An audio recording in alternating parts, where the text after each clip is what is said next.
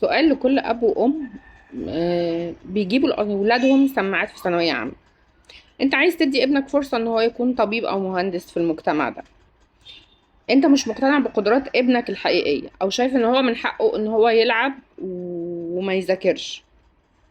هو حاجه من الاتنين، يا اما ان هو ما بيذاكرش وقدراته كويسه، يا اما هو قدراته قليله. وفي الحالتين هو ما ينفعش يبقى طبيب او مهندس، لانه في مهن معينه محتاجه قدر معين من الانضباط والالتزام.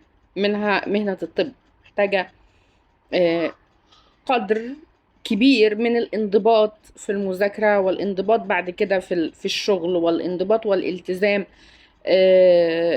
بالشفتات، والانضباط والالتزام مع المرضى. فانت شايف ان ابنك ما عندوش القدر ده، بس انت عايز توفر له ان هو يبقى كده. بعد 15 سنة ان شاء الله لما ابنك يبقى طبيب، هتثق ان انت تقعد على سرير في العمليات وابنك يعمل لك عملية؟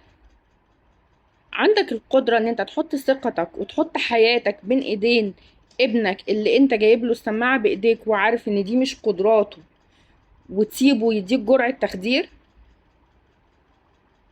عندك ثقة ان انت تخلي ابنك يعمل لك تخطيط هندسي لبيت تسكن فيه؟ شوف اجابات الاسئلة دي، دور فيها كويس. لا قدر الله لما يجيلك مرض خطير، هتثق في ابنك انه يديلك، هقولك ابسط حاجة، جرعة كيماوي؟ مش بقول ان جرعة الكيماوي بسيطة، بس ليها بروتوكول معين بتتعطي بيه. هتثق فيه انه هيعمل كده؟ فكر كويس، كويس قوي، لان ابنك هيتعامل مع ارواح الناس بالطريقة دي.